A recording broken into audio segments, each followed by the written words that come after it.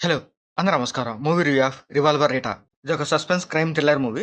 మరి అంత suspense scenes ఏముండవు గాని, థ్రిల్లర్ సీన్స్ అయితే చూడడానికి పర్లేదు. ఒక్కొక్కలాగా అనిపిస్తాయి. ఇంకా ఈ మూవీలో 'Keerthy Suresh' full length character ఉంటది. స్టార్టింగ్ నుంచి ఎండింగ్ వరకి.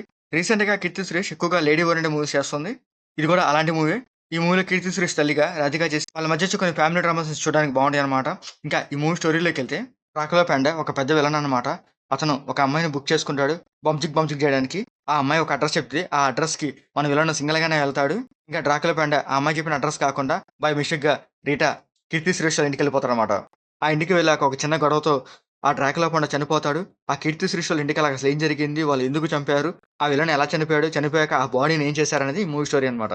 అందరూ లేడీస్ ఉన్న ఫ్యామిలీలోకి ఒక విలన్ వచ్చి చనిపోతే ఆ తర్వాత ఏం జరుగుతుందనే పాయింట్ మీద ఈ మూవీని చాలా ఇంట్రెస్టింగ్‌గా తీసుకెళ్తాడు. ఆ ఇంట్రెస్టింగ్ సీన్స్ చూడడానికి అయితే పర్లేదు ఒక్కొక్కలాగా అనిపిస్తాయి. తర్వాత వెళ్ళే కొద్ది స్టోరీ కొంచెం బోరింగ్‌గా అంత ఇంట్రెస్టింగ్‌గా ఉండవు సీన్స్ అయితే చూడడానికి. ఇంకా ఈ మూవీలో ప్లస్ ఏందంటే స్టోరీ బావుంటది. దానికి తగ్గట్టు స్క్రీన్ ప్లే కూడా పర్లేదు. ఓకే. ఓకేలాగా అనిపిస్తది. ఆ 'రైతు ఫ్యామిలీ' మీద వచ్చే కొన్ని థ్రిల్లింగ్ సీన్స్ చూడడానికి బావుంటాయన్నమాట. ఇంకా క్లైమాక్స్ వచ్చే కొన్ని ట్విస్ట్‌లు బావుంటాయి. ఇంకా ఈ మూవీలో మైనస్ ఏందంటే ఆ చిన్న పాయింట్‌ని కొంచెం లెంథీగా లాగుతాడు. ఆ సీన్స్ కూడా కొంచెం ఇంట్రెస్టింగ్‌గా ఏమి ఉండవు. చూడడానికి కూడా కొంచెం బోరింగ్‌గా కూడా అనిపిస్తాయి.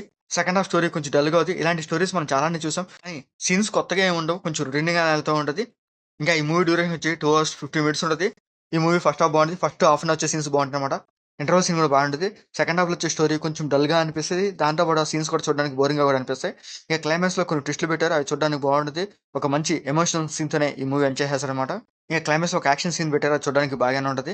ఇంకా ఈ మూవీలో రిటాగా 'కీర్తి సురేష్' చేసింది. తన క్యారెక్టర్ బాగుంటది. ఆ క్యారెక్టర్ తగ్గట్టు తన యాక్టింగ్ పెర్ఫార్మెన్స్ కూడా బాగానే ఉంటదన్నమాట. ఇంకా ఈ మూవీలో రిటా తల్లిగా రాధిక చేసింది. తన క్యారెక్టర్ బాగుంటది. ఆ క్యారెక్టర్ తగ్గ తన యాక్టింగ్ పెర్ఫార్మెన్స్ బాగుంటది. ఇంకా ఈ మూవీలో సునీల్, అజయ్ ఘోష్, జాన్ విజయ్ వీళ్ళ క్యారెక్టర్స్ బాగుంటాయి. ఆ క్యారెక్టర్స్ తగ్గట్టుగా వాళ్ళ యాక్టింగ్ పెర్ఫార్మెన్స్ కూడా బాగానే ఉంటది. ఇంకా ఈ మూవీలో మ్యూజిక్ కూడా ఒక్కొక్కలాగా ఉంటది. కొన్ని యాక్షన్ సీన్స్ దగ్గర వచ్చే బీజీఎం కూడా బాగుంటది. దాంతో పాటు ఈ మూవీ కొంచెం టెక్నికల్‌గా కాస్త పర్లేదు బాగానే ఉంటది. ఇంకా ఈ మూవీలో బ్లడ్ సీన్స్ గాని, హర్రర్ సీన్స్ గాని అంతగా లేవు గానీ, ఇంకా ఈ మూవీ ఓవరాల్‌గా అయితే పర్లేదు. ఒకసారి చూడొచ్చు. అక్కడక్కడ వచ్చే కొన్ని థ్రిల్లింగ్ సీన్స్ దాంతో పాటు కొన్ని ఫ్యామిలీ డ్రామా సీన్స్ మీకు నచ్చేటట్లయితే మీకు ఈ మూవీ నచ్చిద్ది. సో, వెరీ లో ఎక్స్‌పెక్టేషన్‌తో చూడండి. మీకు నచ్చితే చూడండి లేకపోతే లీవ్ ఇట్. మీకు మా ఇస్తే లైక్ చేయండి, షేర్ చేయండి, సబ్స్క్రైబ్ చేసుకోండి. Thank you for watching.